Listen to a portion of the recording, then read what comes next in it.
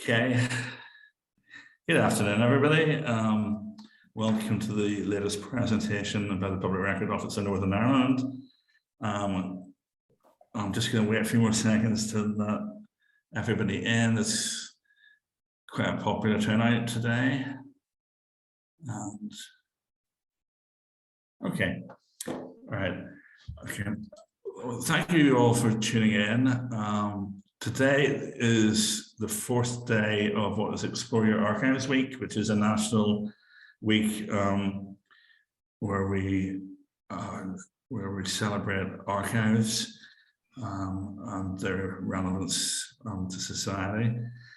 This is it's national in the UK and it's also national Ireland, across Ireland as well. You'll all have noticed you've been muted as you've entered, so that we don't have any background distractions. There will be a Q&A at the end of the talk, and we'll try and unmute you as you ask your questions. If you have any questions, please put them in chat. I'd also advise that we are recording today's presentation, so if you don't want your picture to appear in the recording, please feel free to turn your video off. Today's speaker, and we're delighted to welcome, is Dr. Alice Johnson. Alice is Head of History at the Belfast Met College. She's also author of Middle Class Life in Victorian Belfast, which we've held events on before. Today, Alice is going to be talking about childhood in Victorian Belfast. And I think this is only the second time she's spoken on the childhood subject. So it's my pleasure to invite Alice to come and join us. Thank you very much. Thanks very much, Stephen, and for that welcome. It's my pleasure to be here this afternoon to share some of my research on society and culture in Victorian Ireland. So specifically today, I want to talk about childhood in Victorian Belfast. So I'm just going to share my screen because I do have some images to share as I talk through this subject. So just bear with me for a second.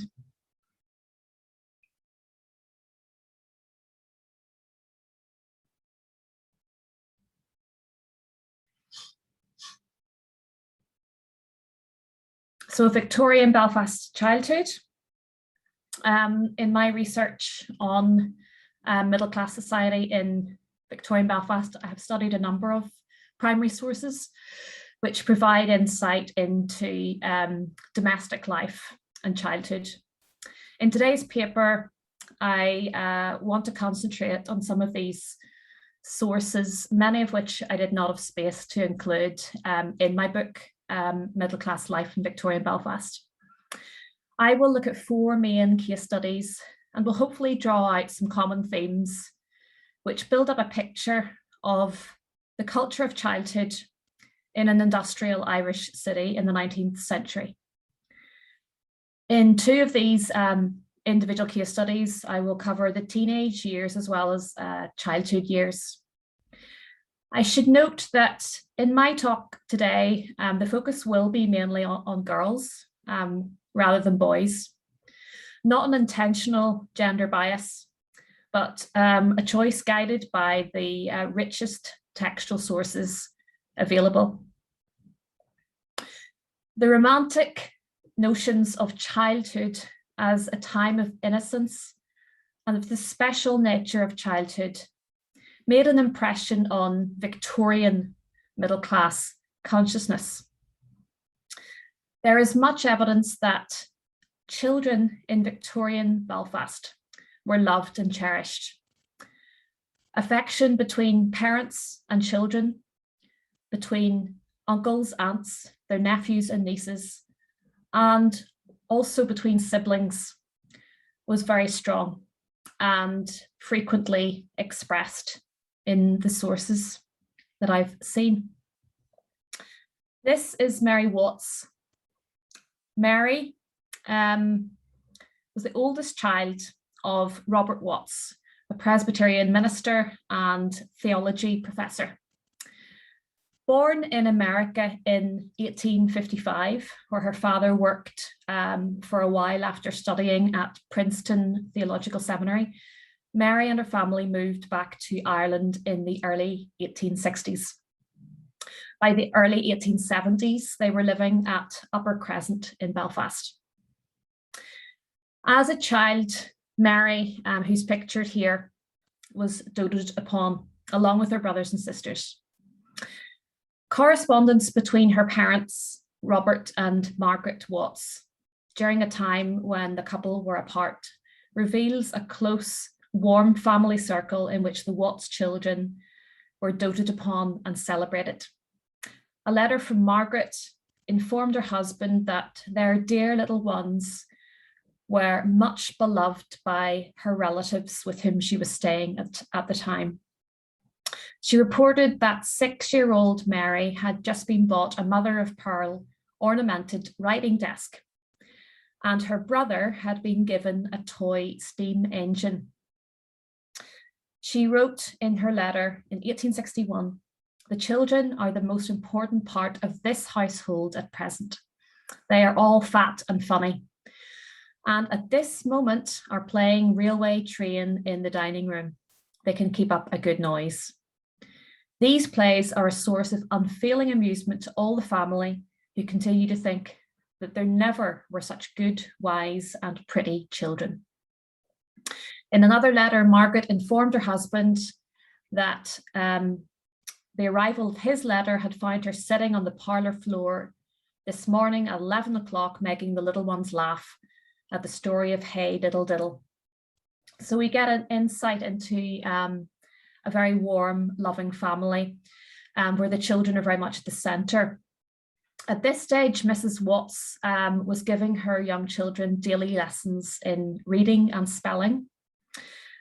But the entire family, and she was living with relatives, was involved in the children's lives. So we have an aunt taking the children on picnics, another aunt getting the children up and dressed and putting them to bed with her usual, to quote, amount of praise and fondling. The children's father, the Reverend Robert Watts, was known in Belfast in public life as an unbending and stern and somewhat narrow-minded Orthodox Presbyterian leader. Yet in private, he was a warm and loving father. In 1861, he sent a message to his eldest daughter, who was 6 years old: "Tell my dear little Mary not to forget to pray for her own papa. He prays for you all with feelings which he cannot express." When Mary was older, she had a close and loving relationship with her father. The Watts children were loved but not indulged. As they grew older, pocket money had to be earned by the memorization of Bible verses, good manners, punctuality at meals, and the tidying of toys. They were also expected to give 1/10 of their pocket money to church missions. In Victorian middle-class families, family prayer time, sometimes called family worship, was ubiquitous. It was held once or twice daily, with the entire family plus the servants in attendance. A psalm or hymn was sung and a portion of the Bible was read. Mary's sister Maud Watts, reminisced about the family prayer experience. She wrote, "Our day began and ended with family worship, which was always made pleasant and interesting to the children. While we were dressing or being dressed, we learned a verse of scripture to be repeated at the breakfast table." It is tempting to take with a pinch of salt Maud's assertion that this was an interesting and pleasant, as she said, experience, and to assume that it was a rather tedious ritual endured rather than enjoyed by the children. This is possibly the case. I want to show you, however, some pictures of a family Bible that I viewed dating from the mid-Victorian period. This Bible is at May Street Presbyterian Church in Belfast. And there are a number of large Bibles, family Bibles, printed in large font, which was capable of being read by the entire family, from very young children to elderly grandparents. And I noted that it has quite a lively, dynamic character. There were numerous engravings of locations in the Holy Land, as photographed by Victorian travellers. Full-page engravings depicting biblical scenes such as Abraham sacrificing Isaac or David holding the decapitated Goliath's head. The Bibles also have a scientific bent, including charts, diagrams, and maps, and would presumably have been interesting and stimulating for intelligent children such as Mary Watts. This source perhaps challenges some of the perceptions we may hold about Victorian religion.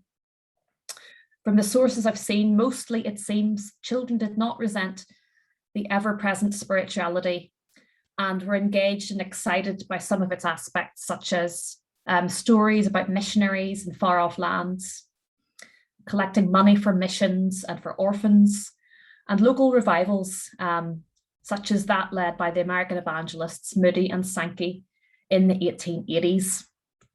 Going back to Mary Watts's diary, which is the most interesting source we have, she kept a diary written in the early 1870s, and it shows the life of a young woman. She's still at school. She attended the Ladies' Collegiate run by Margaret Byers, which is pictured at the bottom right, which was in Lower Crescent, just across from where she lived in Upper Crescent. So she took her studies very seriously, but she was also engaged in philanthropic work. At school, she particularly enjoyed languages, being taught by French and German native speakers. She sat exams in Queen's College in the late 1870s, but was not allowed at that time to obtain a degree, just a certificate. She also studied Latin purely so she could help her younger brothers. This was made clear because Latin was for boys. However, I have come across more than one instance of a girl learning Latin and Greek, ostensibly to help her younger brothers. Mary's diary begins in 1873 when she was 17. In addition to her studies, as I've said, her life revolved around church and charity work. She was a Sunday school teacher from a young age, and when she was 17, she taught 2 night classes in the city of mill workers, up to 40 mill workers of both sexes. On top of this, in October 1874, Mary recorded in her diary that she and her sister Maud were holding a meeting every Sunday in the Blackstaff area, Donegal Road area, which attracted 40 pupils. Describing her class, her night class full of boys that was at Nelson Street, Mary noted that some of her pupils were almost men, and some of them had, at first, intolerably wicked behaviour. A few years later, she recorded teaching a class of 40 boys in the Boys' Industrial Brigade, which was apparently lively work. Mary had a highly developed social conscience. It prompted her to take on extra commitments. In her very first diary entry in January 1873, Mary recorded giving out tracts with a friend. She visited the girls in her mill class outside of school hours. One entry reads, must go to see Maggie McClelland, who is ill. Another reads, visited Esther Hill, a lame girl. Mary enjoyed a high level of autonomy and a lot of freedom, walking unchaperoned around all parts of the city, visiting her pupils, going to these classes, etc. In 1875, she recorded, "On Saturday, I was informed of the work expected of Miss Workman and me in superintending a nurse for poor people. It seems to me a most responsible thing." It is clear that even as a young girl of 17, Mary was entrusted with great responsibility. What is also striking is the sheer volume of the workload. And in fact, at one point, a few years later, she actually burned out. Even on summer holidays, it appears that charitable and church work did not cease. In the summers of 1874 and 1875, the Watts family took a month's holiday in Greencastle, County Donegal, and Mary recorded her sister holding Sunday school classes for local children in the fields and the schoolroom. Mary was genuinely concerned for the physical and spiritual welfare of those less well off than herself. The daughter of a theologian, she was, of course, brought up in a very God-fearing household. And her diary shows that her Christian faith was genuine. Moving on, I'd like to move on to another Mary, Mary Crawford. This is Mary Crawford, who was born in 1867. She was the eldest child and only daughter of William and Annie Crawford. Mary was brought up in Paris, where her father was the representative of the York Street Flax Spinning Company. She visited Belfast or other parts of the north of Ireland most summers, staying a couple of months, and the family returned to Belfast in 1888 and lived at Mount Randall in East Belfast. Although Mary Crawford lived in Paris as a child, she was from an Ulster family, a Belfast family, and is interesting to compare her childhood, which was recorded through using letters and sources by her husband after her death. It's interesting to compare this Mary with the other Mary and with other Belfast children, because there's a lot of parallels. Like most middle-class girls, Mary Crawford's education consisted of a mixture of learning at home with a governess, a stint at school, and independent study. So this is a theme. Tends to be the pattern for girls. While there has been much justified criticism of the poor quality of education for Victorian girls, the sources I've seen show that young girls and women eagerly sought education and intellectual development, or as they would have put it, improvement. It's very apparent in the papers of both Mary Watts and Mary Crawford. I've put up a quotation from a letter Mary Crawford wrote from Normandy, where she spent the summer months when she was 14 years old. "I find it so agreeable," Mary writes to her friend at the beginning of her stay, "to do just what I please without having to preoccupy myself with lessons, though I am not too lazy for that. Every morning before breakfast, I teach Willie his German or geography, and after lunch we study the violin.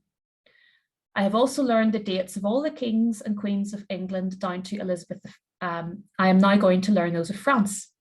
You should have seen all the serious books I have brought with me, and only 3 storybooks. We have already been bathing. Yesterday it was so warm we could not do otherwise when we saw tout le monde in the water." Bear in mind, this was Mary on her summer holiday. Mind you, 2 months later, the holiday mood had apparently taken over. Mary admitted to only having read a couple of the books. However, she still maintained her daily piano practice and violin lessons between bathing in the sea, going on walks and picnics, and fishing. Like most of the girls I've come across, Mary Crawford learned music and drawing. But like Mary Watts, she went the extra mile, and in her late teens, after she had left school, she applied herself to learning algebra. Again, this helped her younger brothers who were attending Royal Belfast Academical Institution, but is indicative of a thirst for knowledge and learning exhibited by so many of these girls. Many girls like Mary continued to study right up to marriage. Mary attended a short course of lectures on Shakespeare at Queen's College, Belfast, taught herself Greek, and once a week met with a friend to read Schiller. Of this she remarked, "We are also supposed to talk in French and German, but this doesn't always come off." It wasn't all work and no play. Mary enjoyed playing tennis in the summer, skating in the winter, and dancing parties. Although this Mary was the daughter of an industrialist, not a theologian like the other Mary, this Mary took a deep interest in the spiritual welfare of her siblings. And at one point, she began a half-hour prayer meeting with her brothers every Sunday morning before breakfast. The example of the elder sibling, most often a female, nurturing her siblings intellectually and spiritually was a recurrent theme. Both Marys attended revival meetings given by the American evangelist D.L. Moody in the early 1880s, and both were impacted by them. In 1882, aged 15, Mary Crawford developed a lung condition and was prescribed plenty of fresh air as a cure. Her father secured the summer lease of a house in rural France. She was weak and fatigued, and her father wrote at this time, "We prayed that she might be spared to us," or he wrote later in life, "At that time we prayed that she might be spared to us, and we dedicated her more than ever fully to God. He heard our prayer, and she lived to serve him for another 36 years." Like the other Mary, Mary Crawford had a close relationship with her father, who nurtured her musical talents as well as her spiritual development. From the two Marys, then, we get a strong impression of a passion for study as well as religion. However, we should be careful not to put too much emphasis on the serious side of life. Children, especially younger children in Victorian Belfast, had fun and were allowed much freedom and time to play. This is Craigdara, the home of the textile industrialist Thomas Workman, his wife Meg, and their 7 children. The Workman children experienced great freedom, roaming around the grounds of the 26-acre estate, which was located near Helens Bay on the shore of Belfast Lough. A poem by Robert Lloyd Patterson entered in the House's visitors book in 1897, recalled the happy days of his childhood and his memories of Craigdara when he visited there as a boy. Robert Lloyd Patterson recounted scenes of naughty and boisterous behaviour, rolling his friend down the hill, throwing jellyfish at someone called Luckless Fred, till the stings turned him to a lovely red. Patterson, who was to become one of Ireland's most eminent natural historians, also recalled killing and eating 2 thrushes at Craigdara, as well as stealing cream from the dairy. So times of great fun and naughty behaviour from children are his memories of playing with the Workman children at Craigdara. Tom Workman actually encouraged his children in boisterous outdoor activities. His daughter recalled running around the grounds with her father and with her sisters and brothers across country, armed with poles to jump any ditches in their way. The mother's letters, Meg's letters, make mention of the children missing their father badly when he was away on business. They talked about him often and were wild with excitement in anticipation of his return. That he was close to his children is evident from the correspondence between Tom and his children. He appears to have been a relaxed yet devoted father. He sympathised with Meg when the children were unruly, but he did not approve of whipping children. Many of the wider Workman family recalled large Christmas gatherings at Craigdara. One cousin remembered 48 family members staying at the house, packed like sardines, despite the size of the house, and sharing beds with cousins. The same cousin, who wrote an unpublished memoir of her childhood, remembered many pleasant scenes: summers spent bathing in the sea, rowing or yachting, picnics, cycling, and skating in the winter. However, there were also darker times. Most middle-class families experienced the death of at least one child, and often more, in infancy. In my research, I don't think I came across a single family that hadn't experienced infant mortality. In this photograph of the Workman children with Meg, their mother, the baby in her lap is 1-year-old William, who died shortly after this picture was taken. The tally of deaths explains the Victorian obsession with health. Letters between family members and friends, anyone who studied letters, correspondence, will have noticed the constant chronicling of coughs, colds, almost obsessively. Nearly every letter included a health report detailing the state of health of the sender and inquiring after other family members. The picture on the right is the Workman twins, Janie and Daisy, in Germany. In 1889, the Workman family moved from Craigdara to Germany, partly for the sake of the children's education.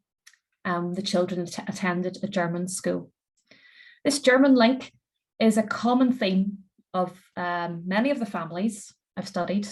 German was the most commonly acquired language, and many middle-class children either spent time at school in Germany or had a German governess.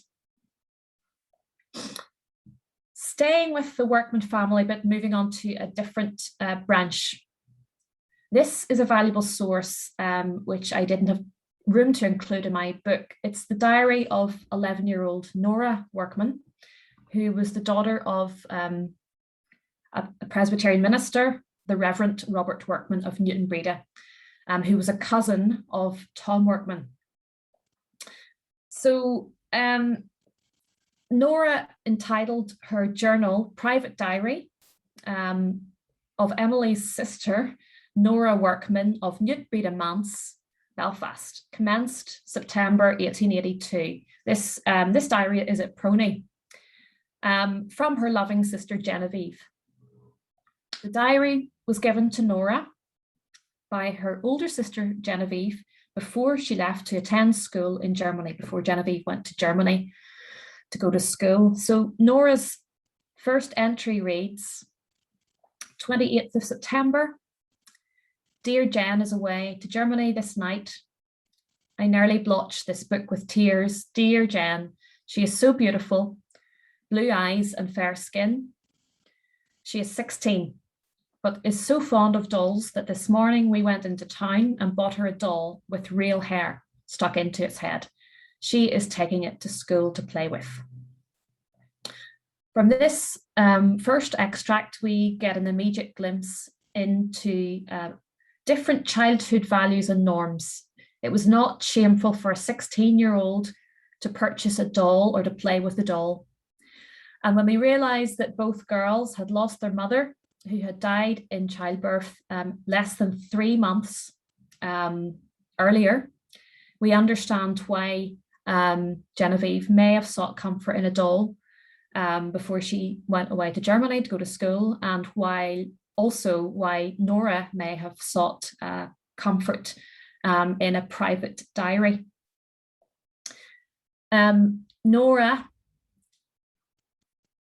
the only picture I have of her is a picture of her with 3 of her younger sisters. So Nora's on the left of this photograph. But when she kept the diary, she was 11.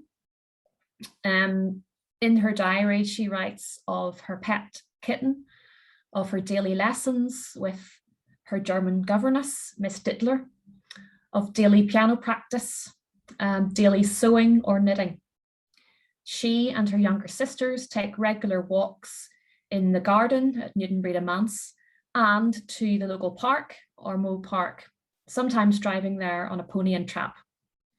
They take their breakfasts, their meals of breakfast, dinner and tea in the dining room with their father. Sunday school and church twice on a Sunday must be prepared for by the learning of the catechism. There's also daily family worship. Nora's diary mostly records daily activities, but there is an occasional piece of reflection. For example, she writes and underlines, with no particular context to this entry, "I do wish I were a Christian. I try to be, but I always fail." On the 14th of November, she writes, "I have a frightened sort of feeling tonight. I don't know how it is, but I know God will take care of me." On the 14th of February, upset after being teased by the cook and the housemaid, who she notes are not a bit kind, she finds comfort in her diary and notes, "No one likes me but Jesus." We see a nascent spirituality here, less mature than that of the two Marys, but genuine. Nora's diary is overshadowed by the death of her mother, whom she mourns deeply. Frequent references are made to visiting her mother's gravestone. The middle-class Victorian obsession with health that I mentioned is also evident. Nora often feels unwell, has frequent headaches, sore throats and colds, and other family members' ailments are faithfully recorded. At one point, her 14-year-old brother, Robert, her older brother, comes down with measles and becomes seriously ill, with their father urgently summoned home from Scotland by a telegram.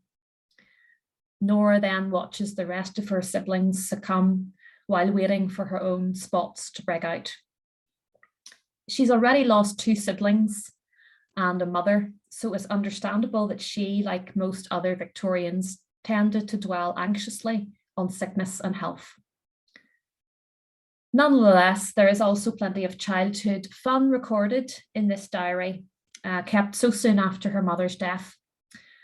Playing hide and seek in the hayfield beside the manse, playing robbers with bows and arrows in the garden, skating on flax ponds in the winter, playing with dolls and making clothes for them. Nora and her sisters help the cook to bake apple pies and jam tarts. One of the highlights in their lives is visiting their grandmother and having their cousins over to stay as well. The final family I want to look at is the Carmichael family. So again, we have a family that records were kept because of this, what she went on to become. Amy Carmichael went on to be a missionary in India, but there's a childhood magazine created by her and her siblings, a PRONI, which I looked at, which was of interest to me to see, provide an insight into Victorian childhood in Belfast. So I suspect the creation of this kind of magazine by siblings was not uncommon in Victorian middle-class families, but this one was thankfully preserved. The magazine was called Scraps and was produced by the Carmichael children when they lived at 22 College Gardens, Belfast, I believe, which is pictured here in the slide, the top right. Amy Carmichael was the eldest of 7 children. She was born in 1867, the same year as Mary Crawford. Amy's father was a businessman who owned flour mills. She was born in Malyle. Her birthplace is pictured on the slide at the bottom right. But like Mary Crawford, Amy moved to Belfast as a teenager. So going on to become a missionary in South India, Amy achieved a level of fame, and there are several biographies of her work in India. But her charitable work in Belfast and her childhood years are less well chronicled. We do have some reminiscence from Amy in which she describes a childhood where she loved to play outdoors and she preferred animals to dolls. When she received a doll's house, she said she emptied it of the furniture and lined it with moss and stones and put insects in to live there instead of dolls. She rode her pony on the beach in Malyle and learned to swim in Strangford Lough with her father tying a belt around her waist. And she went out with her brothers in a rowing boat, once getting into difficulties in the strong tidal currents. In their early years, the Carmichael children did not go to school, as was the norm, but like other children, they had a succession of governesses. At least one of these governesses the children found so annoying that they made her life very difficult and she left. We have echoes there of the Brontes, whose books, incidentally, were enjoyed by many of the subjects of this talk. After being taught by governesses, girls often attended school for what I would describe as a stint, anything between 1 and 5 years. Amy Carmichael spent 3 years at a Wesleyan or Methodist boarding school at Harrogate, Yorkshire. She attended there from the age of 13 to 16. Schoolmates recalled Amy as a wild Irish girl who chafed against the numerous petty rules and restrictions and was often in trouble with the mistresses. She was very homesick at this ladies' college. She left Harrogate in 1883 and moved back to Ireland. Her family were living at this time in Belfast. In Belfast, Amy continued with her studies. She took lessons in music, singing, and painting. When she turned 17, on her own initiative, Amy began a children's meeting in her home. Like Mary Watts, Amy taught a night class of a lively group of boys on a Monday evening. She then began a project that would have a lasting legacy in Belfast. She began a Sunday morning class for shollies or mill girls. And when the class became too large and rowdy for the conservative Rosemary Street Presbyterian Church, which Amy attended, she managed to raise funds to buy a corrugated tin hall on Cambrai Street in North Belfast, which opened in 1889. It's still there today. Amy took, back at home, Amy took her responsibilities towards her younger siblings seriously. She taught her younger sisters, Ethel and Eva, in her free time. Ethel was attending Mrs. Byer's school that I mentioned earlier, and the Carmichael boys were attending Inst. Amy initiated the Scraps magazine and encouraged her siblings to contribute to it. Like proper any Victorian institution or project, it was launched in a formal democratic manner with a committee formed, including a president, treasurer and secretary, office bearers elected and rules drawn up, which I've shown here. Rule number 1, the name of this paper shall be Scraps. Number 2, the objects of this paper shall be for the improvement and amusement of the members. Rule number 3, membership shall be confined to those who are members of the family only. Each member shall pay an annual subscription of 6p. Rule number 4, the paper shall be managed by a committee consisting of all the members, etc., etc. So very Victorian, very much imitating the culture, associational culture. The object shall be improvement and amusement. So improvement, almost like the byword, the watchword of middle class culture. It's ever present in both children's, clearly, and in adults' lives. Rule number 7, as you'll see, stipulated that each member should have a nom de plume, and the self-deprecating Amy chose to call herself Nobody. So the publication Scraps was a real miscellany, which you can view at PRONI. It consisted of stories, poems, nonsense rhymes, and also theological essays on, for example, the difference between the soul and the spirit. The spiritual content of the magazine was almost always by Amy. There's also much family gossip and an abundance of good-natured teasing between siblings. Overall, the tone of Scraps is light-hearted, playful, and mischievous. For example, the 2 oldest brothers write separately on their experiences of suffering chickenpox, but they do in a very light-hearted manner. And the children at one point all contribute to a feature entitled "What We Do When the Teacher is Out of the Room." So a picture is drawn of a lively, boisterous household, made even noisier with the purchase of a concertina at one point. The children attend Christmas dancing parties of relatives and friends. They go ice skating in cold weather, seems to be a very common activity in the winter. Particularly high spirits are evident in the run up to Christmas, the party season in Belfast, and Christmas and the New Year. And the paper also records some of the high-spirited play engaged in by the children. For example, the time when the boys converted their bedroom into a science laboratory. It seems that the Carmichael's mother, their father was dead by this point, but their mother took some pride in this effort by the children, because they complain at one stage in the magazine that the magazine apparently is being produced to show visitors. So there's a complaint made about that. Finally, the more earnest and serious side of Victorian childhood is also present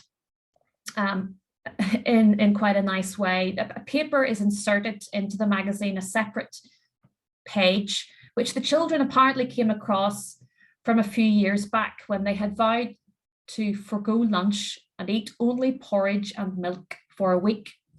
So this note I've shown here on the left here, it's in more childish writing than the rest of the magazine, and it says economical association.